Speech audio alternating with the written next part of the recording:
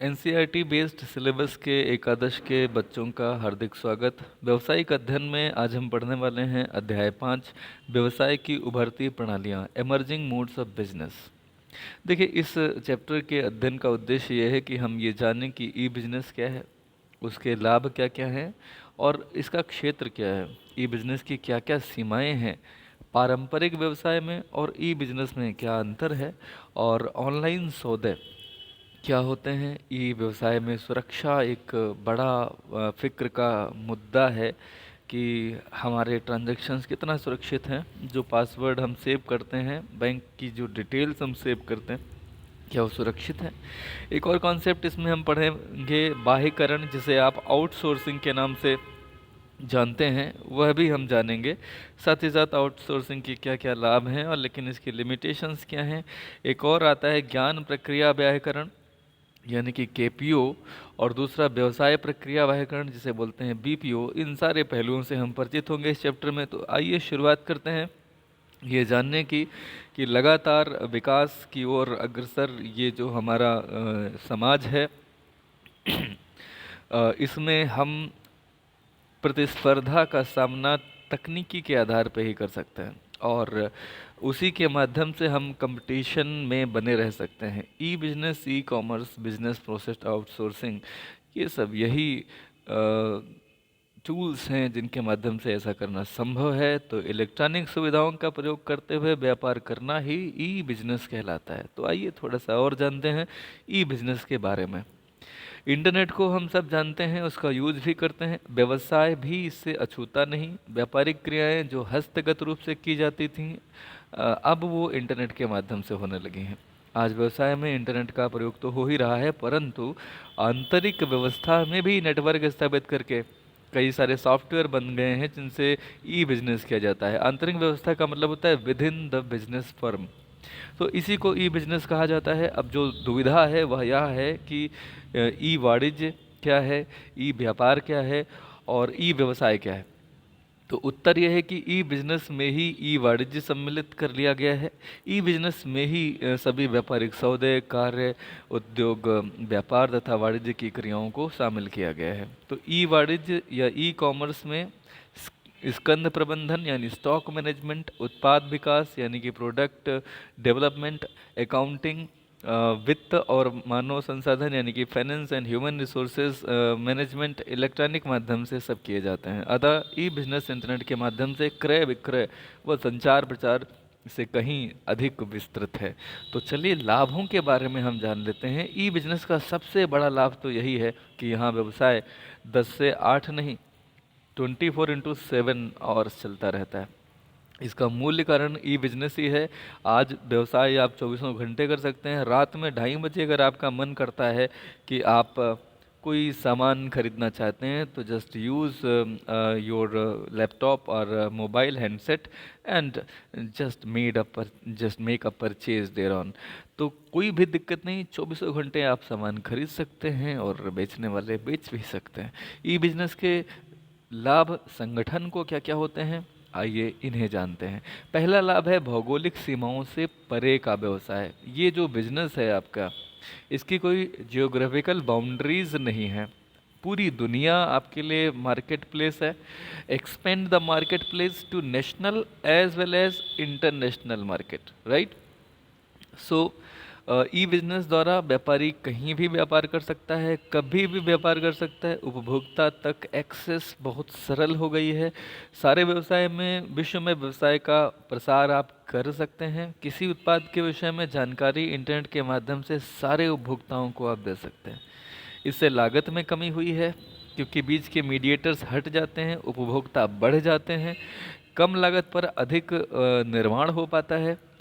कम समय में जल्दी उत्पाद उपलब्ध कराया जा सकता है क्योंकि मीडिएटर्स गायब हो चुके हैं। प्रतिस्पर्धा, कई कई उत्पादक एक ही उत्पाद को जब विभिन्न व्यावसायिक साइट पर डालते हैं, तो तकनीक, सामग्री व दिखावट को लेकर प्रतिस्पर्धा बढ़ जाती है। छोटी छोटी बड़ी फर्मों के साथ प्रतिस्पर्धा छोटी छोटी फर्में बड़ी फर्मों के साथ प्रतिस्पर्धा कर पाती हैं और ई बिजनेस की प्रक्रिया दोनों फर्मों के लिए एक समान होती है। यहाँ कोई बड़े भारी भरकम शोरूम बनाने की आवश्यकता नहीं। अगर किसी कंपनी के पास कम इकाइयां हैं, मगर अगर उसकी इकाइयां क्वालिटेटिव हैं तो वह अब किसी बड़े ब्रांड को भी compete कर सकती है, उससे आगे निकल सकती है। लोग हो सकता है उस छोटी कंपनी से कम मात्रा में यूनिट्स परचेज करना शुरू करें जो कि क्वालिटेटिव हैं, राइट।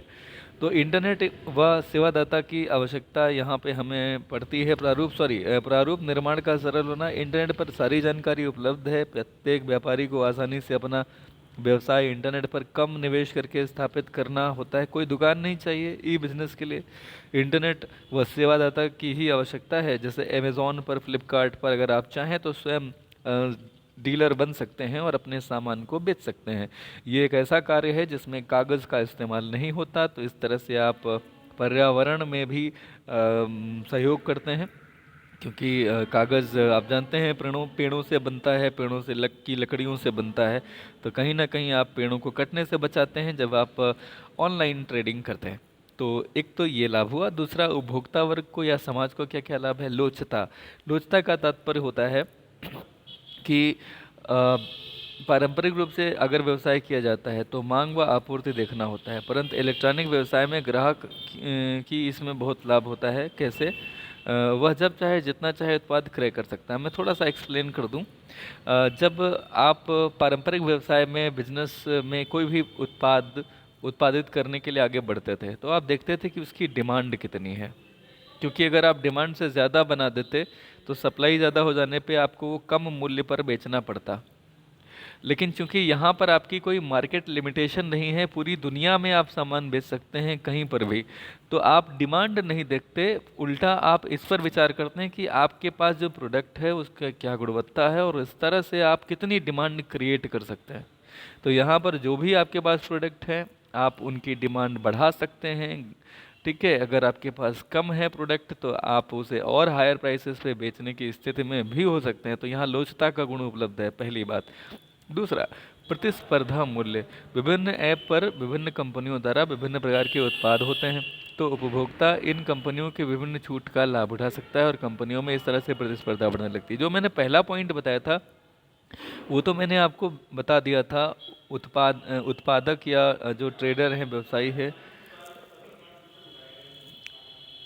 उसकी ओर से आपको ये बता रहा था कि लोचता में जहाँ पे आप उत्पादक के तौर पे पहले मांग के अनुसार उत्पादन किया करते थे, क्योंकि आप जानते थे कि आपका जो बाज़ार क्षेत्र है वो लिमिटेड है। लेकिन यहाँ चूँकि आपका जो बाज़ार है वो पूरी दुनिया है, तो आप अपने उत्पादक के तौर पे आप अपने उत्पाद को किसी भी मात्रा में आप उत्पादित कर सकते हैं, बगैर इस बात की चिंता किए कि कितनी मांग होगी, क्योंकि पूरी दुनिया में अगर आपके प्रोडक्ट अच्छे हैं तो आप उन्हें बेच सकते हैं।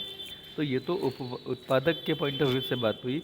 यहाँ उपभोक्ता को लाभ क्या होता है? उपभोक्ता को यह लाभ होता है कि हर उत्पादक इसीलिए बगैर किसी कांस्टेंट के, बगैर किसी बगैर किसी बाधा के अधिकतम उत्पादन करने की कोशिश करता है। तो आप जब चाहें जितना चाहें उत्पाद क्रय कर सकते हैं। एक व्यक्ति के पास अगर नहीं तो किसी दूसरे व्यक्ति के पास आपको आपकी चाहत का प्रोडक्ट जितना चाहेंगे उतनी मात्रा में मिल सकता है। तो ये लोचता का यहाँ पर लाभ है।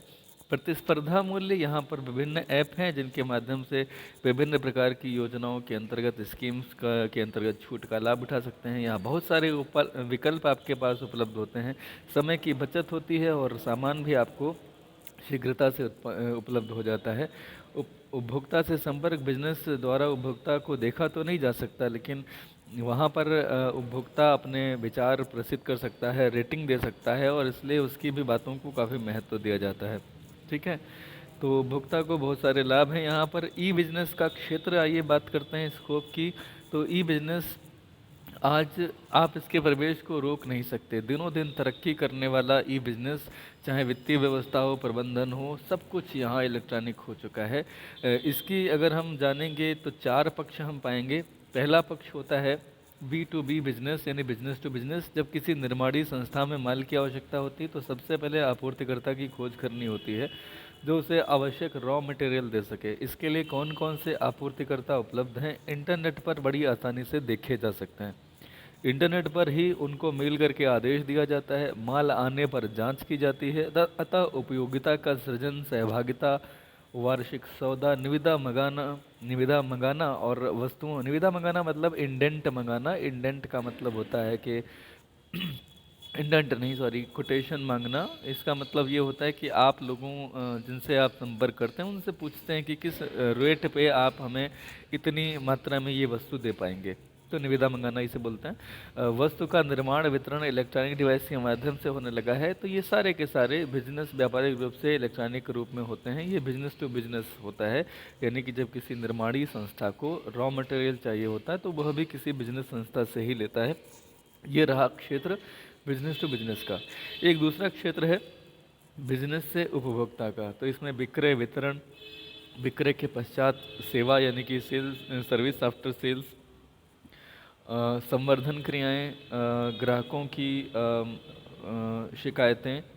ठीक है, संवर्धन क्रियाओं का मतलब होता है वैल्यू एडिशन, जैसे पैकेजिंग अच्छी सी कर दें, पैकिंग कर दें, गिफ्ट पैक बना दें, तो उससे उसके मूल्य बढ़ जाते हैं और ग्राहक भी उससे अधिक संतुष्ट होते हैं। कुछ एक्स्ट्रा मूल्य दे करके उसकी क्वालिटी पैकेजिंग की बढ़ जाती है। तो जैसे आप किसी को कोई प्रोडक्ट गिफ्ट करना चाहते हैं और आप अपने यहाँ ना मंगा के चाहते हैं सीधे उसके यहाँ चला जाए, तो उसको आप चाहें तो उसको पैकेजिंग करा सकते हैं, गिफ्ट पैक करा सकते हैं। तो उसमें आपको कुछ एक्स्ट्रा पे करना पड़ता है, लेकिन आपका जो पर्पज़ होता है वो गिफ्ट के तौर पे उसके यहाँ पहुँच जाता है, आपके मित्र के यहाँ, आपके रिश्तेदार के यहाँ। तो ये संवर्धन क्रियाएं, ग्राहकों की शिकायतों व प्रश्नों का उत्तर इलेक्ट्रॉनिक रूप से ये सब दिए जाते हैं। इलेक्ट्रॉनिक रूप से ही ग्राहकों की खोज व कॉल सेंटर पर उनके प्रश्नों के उत्तर देना, ये सारी क्रियाएं भी इलेक्ट्रॉनिक रूप से होती हैं।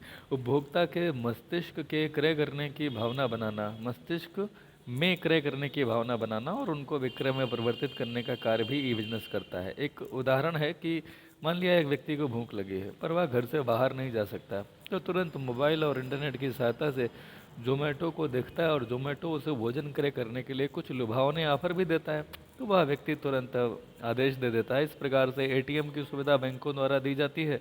ऑनलाइन सर्वे भी आप ऑन कर सकते हैं इंटरनेट के माध्यम से। B2C हो या C2B, यानी कि बिजनेस टू कंज्यूमर या कंज्यूमर टू बिजनेस, कंपनी व उपभोक्ता एक दूसरे के संपर्क में है। और यदि कंपनी स्वयं उपभोक्ता से बात नहीं कर पाती तो आउटसोर्सिंग के जरिए उनसे बात करती है, यानी कॉल सेंटर के माध्यम से।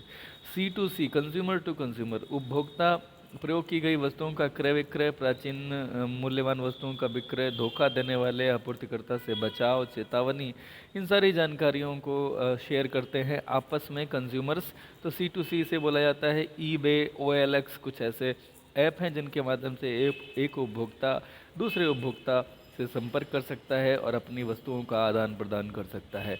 एक और टॉपिक है intra B commerce. Intra B commerce का मतलब होता है फर्म के बीच में होने वाले इलेक्ट्रॉनिक माध्यम से होने वाले कार्य। तो इसमें फर्म में समन्वय, समन्वय का मतलब होता है मैनेजर के प्रयासों से कर्मचारियों के बीच में सहभागिता या सहयोग की भावना, सहयोग प्राप्त करना। जैसे एक उदाहरण से समझिए, समन्वय को हम बोलते हैं कोआर्डिनेशन। क्या बोलते हैं? कोआर्डिनेशन। कोऑर्डिनेशन क्या है? Suppose there is an examination hall and you are sitting in that examination hall and you are solving your examination paper. In between you find that you don't have a blue pen working with you, so you have asked your invigilator, sir, I have not a blue pen to write to solve my examination paper, so please could you please arrange a blue pen for me. Then your invigilator asks from the you know the examinee there, is there anyone who have extra blue pen? And then there is someone who stands up and give you a pen. Then that cooperation is achieved with the efforts of that invigilator. Okay, so that achieved cooperation is known as coordination. This cooperation is achieved by the efforts of the manager. Okay, तो इसे हम बोलते हैं firm में समन्वय, coordination. तो शीघ्र निर्णय लेना एक दूसरा कार्य है, कार्य में तेजी लाना, ये सब इंट्रा वी कॉमर्स में आता है, यानी विद इन द फर्म जो कार्य आप कर पाते हैं इलेक्ट्रॉनिकली। तो फर्म के अंदर के पक्ष कर्मचारियों से बातचीत की जा सकती है, कर्मचारियों का सिलेक्शन करना है, उनका रिक्रूटमेंट करना है, इसमें भी काफ़ी सहायता मिलती है। ईमेल रिपोर्ट भेजने में काफ़ी इसका प्रयोग होता है। इंट्रा ई कॉमर्स के जरिए एक ही फर्म के दो विभाग या दो से अधिक विभाग, आदेश देने का कार्य, आपूर्तिकर्ता का कार्य, सूचना संचार, ये सारे कार्य, कर्मचारियों की भर्ती हो, चुनाव हो या उनका डेवलपमेंट हो थ्रू ट्रेनिंग वगैरह। आप तो देखिए ऑनलाइन वर्कशॉप होती हैं, उन वर्कशॉप में कर्मचारियों की ट्रेनिंग दी जाती है, उन्हें बताया जाता है कि how to do this, how to solve that problem etcetera. तो आप देख सकते हैं देयर इज़ अ चार्ट, यहाँ पे ये सब एक दूसरे से जुड़े हुए हैं। सूचना प्रसारण तंत्र, ठीक है, सूचना प्रसारण तंत्र यानी इंफॉर्मेशन ब्रॉडकास्टिंग सिस्टम, और इसमें आपूर्तिकर्ता है, इसमें बैंक हैं, व्यापारी के उपभोक्ता भी हैं इससे जुड़े हुए। ये एक व्यापारिक वेबसाइट है जो कंपनी का सुरक्षित इंटरनेट है, ये इसमें मैनेजमेंट भी इससे जुड़ा हुआ है, लेखांकन, विपणन, खोज और विकास यानी कि रिसर्च एंड डेवलपमेंट, और प्रौद्योगिकी यानी technology, technique you can say, उपभोक्ता सेवा उत्पादन, सब एक दूसरे से कनेक्टेड हैं through a website and through secured internet database of the company. तो ई बिजनेस की सेवाएं, लिमिटेशंस ऑफ ई बिजनेस, आइए जानते हैं। होप अभी तक आपने जो टॉपिक पढ़ा है वो आपको समझ में आया होगा। हमने अभी यहाँ पढ़ा था ई बिजनेस का क्षेत्र क्या है, इसके चार पक्ष थे, B to B, B to C, C to C and intra B commerce, right. उससे पहले हमने पढ़ा था कि उपभोक्ता व समाज को क्या क्या लाभ है। यहाँ पर आप जितना चाहें जब चाहें प्रोडक्ट खरीद सकते हैं। प्रतिस्पर्धा के मूल्य, आपको अलग अलग ऐप पे ढेर सारी छूट मिलती हैं, तो प्रतिस्पर्धी मूल्य पर आपको वस्तुएं मिल जाती हैं सरल कम मूल्यों पर। यहाँ पर ढेर सारे विकल्प हैं, बगैर समय गंवाए आप शीघ्रता से सामान पा सकते हैं। उपभोक्ता आपस में संपर्क में भी रहते हैं। यहाँ तमाम लाभ आपने बिजनेस संगठन को भी जाना था, पढ़ा था। तो इसके पहले हमने ई बिजनेस जाना था कि ये क्या होता है। तो अब हम आगे बढ़ते हैं, हम जानने की कोशिश करेंगे ई बिजनेस की सीमाएं क्या क्या हैं। पहली सीमा ये है कि ये व्यक्तिगत नहीं होता। ऑनलाइन बिजनेस होने से उपभोक्ता आमने सामने और उत्पादक आमने सामने नहीं आ पाते। तो बहुत बार उपभोक्ता भी वस्तु क्रय करते समय सोचता है न जाने कैसी गुणवत्ता होगी उत्पाद की। जैसे कपड़े को क्रय करते समय उसको कपड़े की गुणवत्ता का अंदाज़ा उसके चित्र को देख करके नहीं हो सकता।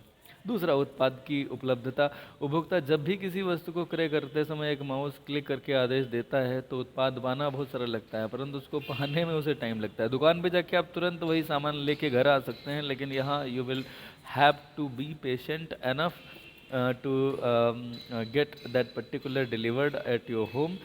This will take 3 to 5 7 days around something. सो तकनीक का ज्ञान, अगर आप चाहते हैं इस सिस्टम से जुड़े तो आपको तकनीक का ज्ञान होना चाहिए। अगर आपको तकनीकी जानकारी नहीं है तो आप इस सुविधा से वंचित रह जाएंगे। सौदों में जोखिम, there is a risk definitely कि कहीं आपका जो क्रेडिट कार्ड है, डेबिट कार्ड है, उसकी सूचनाएं कॉपी ना हो जाएं और सारा का सारा अकाउंट खाली ना हो जाए। विरोध, जब भी कोई नई पद्धति आती है तो उसका विरोध होता है, ये मानव का स्वभाव है। नैतिक गिरावट, कई बार कर्मचारियों के मेल व संदेश उच्च प्रबंधक चोरी करवा लेते हैं और इस तरह से ये अनैतिक कार्य माना जाता है। परंपरागत व्यवसाय और ई व्यवसाय में डिफरेंस क्या है? मुझे लगता है कि परंपरागत व्यवसाय से आप परिचित हैं, ई व्यवसाय आपने अभी जाना है। इनके बीच के अंतर को आपको पहचानना है और इसके लिए थोड़ी सी मेहनत करनी है, पढ़ना है इसे। आपका ये होमवर्क है मेरी तरफ से कि आप इसे पढ़ें, और अगर इसमें कोई डाउट है तो आप वो ज़रूर पूछ लें, ठीक है? ये बात क्लियर है? तो चलिए आगे बढ़ते हैं। बिल्कुल पूछना है, अगर कहीं कोई डाउट है उसे अंडरलाइन करना है और वो आपको मुझे उसका स्क्रीनशॉट भेज देना है, और आप बिल्कुल उस चीज़ को अगले वीडियो में जब मैं शुरू करूँगा तो उस समय रिपीट करके आपको एक बार रिवाइज करा दूँगा। तो you are suppose to read these differences between traditional as well as e business, right? पढ़ेंगे ध्यान से। और जब कभी भी आपको लिखना होगा तो यहाँ आधार के पहले यहाँ पे सीरियल नंबर या क्रम संख्या डाल के 1 2 3 4 जरूर डालेंगे, ठीक है? ऑनलाइन सौदे की प्रक्रिया क्या है, आइए इसे भी जान लेते हैं। आज की वीडियो में केवल इसे शामिल करेंगे और उसके बाद में हम आज का वीडियो संपन्न करेंगे, ठीक है? तो ऑनलाइन सौदे की प्रक्रिया, प्रोसेस क्या होती है? 24 घंटे आप कभी भी बिजनेस कर सकते हैं, लेकिन इसके लिए सबसे पहले आपको कुछ चीज़ों की ज़रूरत होती है। सबसे पहले आपको चाहिए होता है कंप्यूटर हार्डवेयर, वो आपका मोबाइल भी हो सकता है, उचित गुणवत्ता वाला कंप्यूटर और कनेक्शन चाहिए, तकनीकी कर्मचारी चाहिए। अगर आप ऐसा बिजनेस करना चाहते हैं तो आपको तकनीकी कर्मचारी चाहिए। विक्रय ऑर्डर, प्रक्रिया ऑर्डर, पूछताछ का ज्ञान होना और उसके ऑर्डर का आप प्रबंध कर सकें। ऑर्डर की सुपुर्दगी के माध्यम का प्रबंध करना होगा। माल तथा उत्पाद पहुंचाने के बाद के भुगतान प्राप्त करना और सूचना देना, ये सब आपको करना होगा। अगर आप क्रेता हैं तो भी आपको ऑर्डर करना आना चाहिए। तो कुल मिलाकर के ये सारे काम करने के लिए कुछ कर्मचारी होंगे जिनकी आपको आवश्यकता होगी। पेमेंट या कई विधियों से हो सकता है। सीओडी का मतलब होता है कैश ऑन डिलीवरी। बैंक से ऑनलाइन भुगतान प्राप्त कर सकते हैं कंपनी के खाते में।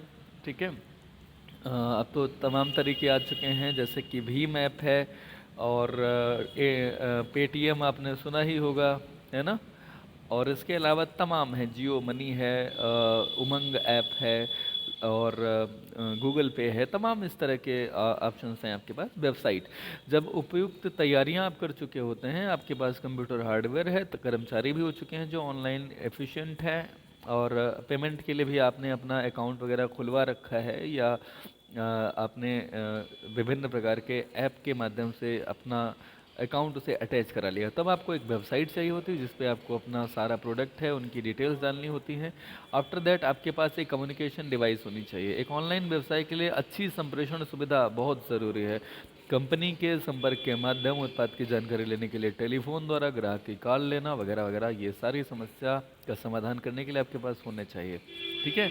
तो इसके बाद अगर आप ये कर चुके हैं तो व्यवसायी को जिस तरह से ऊपर की चीज़ चाहिए होती है, तो क्रेता को भी आपको पूरी जानकारी प्रणाली की होनी चाहिए। तो सबसे पहले बतौर क्रेता अगर आप किसी वेबसाइट पे सामान खरीदना चाहते हैं तो आपको अपना एक प्रोफाइल बनाना होता है, इसे खाता खोलना कह सकते हो।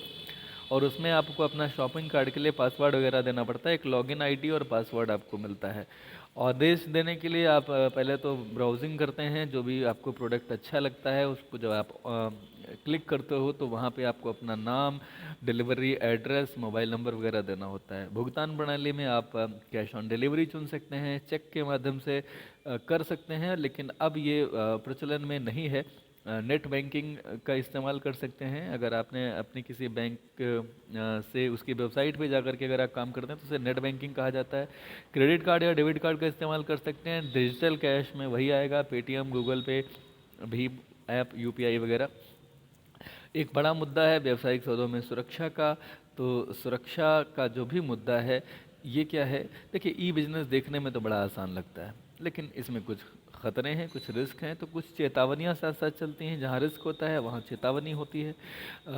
अगर आप ये नहीं ध्यान रखेंगे तो बहुत गड़बड़ हो जाएगा और आपका बड़ा नुकसान हो सकता है।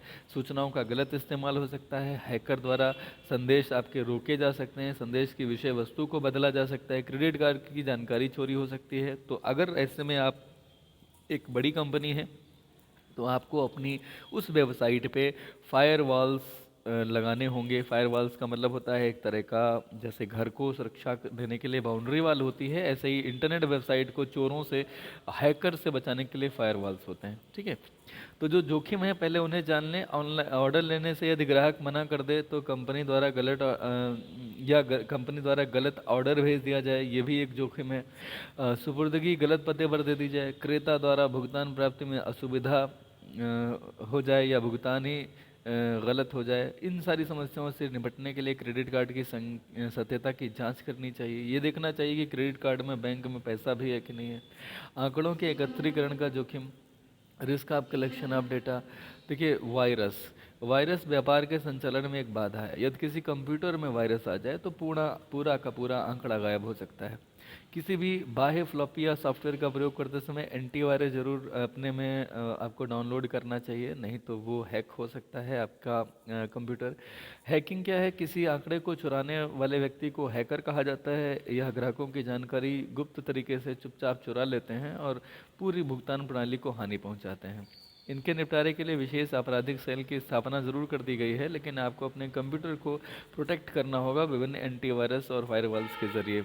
डिजिटल हस्ताक्षर एक तरह का जो ऑनलाइन आपको डॉक्यूमेंट्स मिलते हैं, अगर आपको याद होगा 10th की आपको जब मार्कशीट मिली थी तो उसमें राइट साइड में नीचे ऑनलाइन हस्ताक्षर स्कैन करके डाले जाते हैं और वहाँ एक नोट भी नीचे होता है कि ये डिजिटल हस्ताक्षर यहाँ किए गए हैं, इसलिए अलग से सील की आवश्यकता नहीं है, मोहर की आवश्यकता नहीं है, तो ये डिजिटल हस्ताक्षर होते हैं।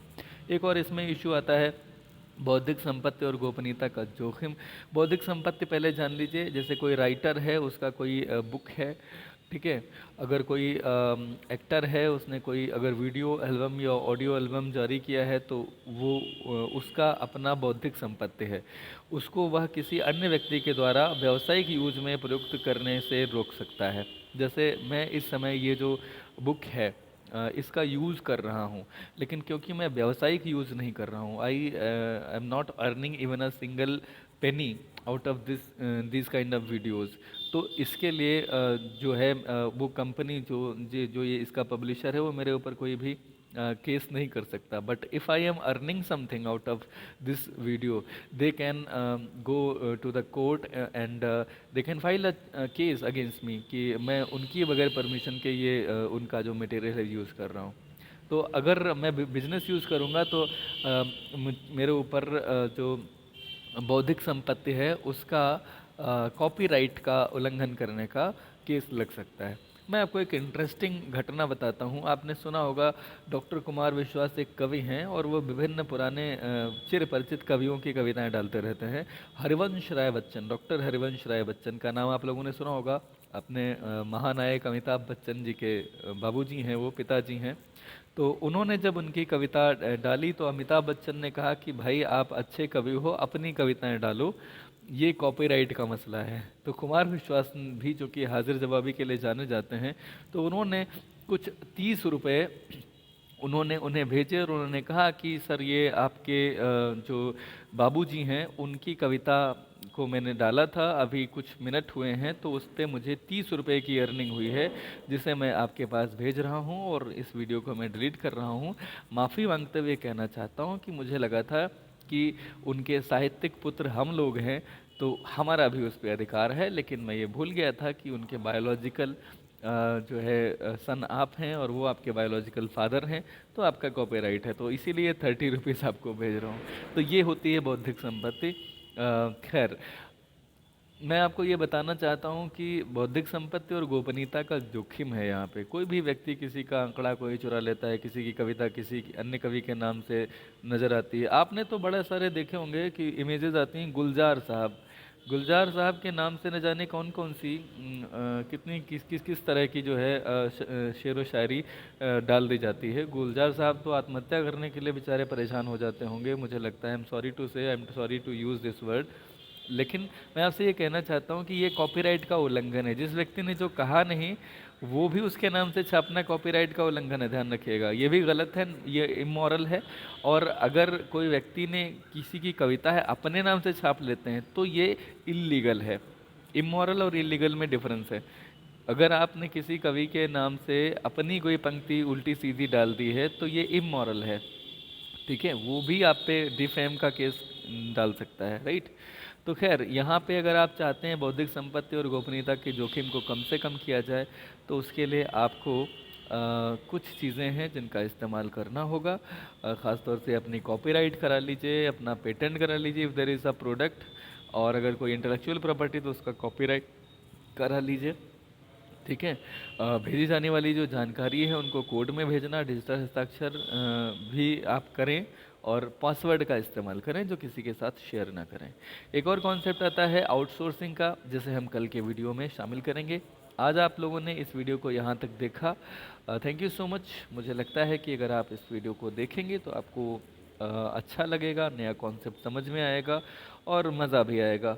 तो कुल मिलाकर के इस वीडियो को अपने साथियों के साथ साझा करें और जो जो लोग सीखना चाहते हैं उन सभी से इस वीडियो से जुड़ने के लिए कहें, इस चैनल को फॉलो करें और ज़्यादा से ज़्यादा लोगों के बीच में साझा करें। Thank you so much. ज्ञान जितना बांटेंगे उतना बढ़ेगा। विद्या का दान सबसे बड़ा दान होता है। इसमें आपकी भी अगर कोई भूमिका बनती है तो बिल्कुल देखिए और लोगों के बीच में इसे साझा कीजिए। Thank you so much. Keep watching, stay home, stay safe. और कोरोना की जो गाइडलाइंस हैं उनका भरपूर उपयोग करें, मास्क लगाएं, सैनिटाइज करते रहें हाथों को बार बार, और एक प्रॉपर फिजिकल डिस्टेंस मेंटेन रखें, 2 गज की दूरी बहुत ज़रूरी। Thank you so much.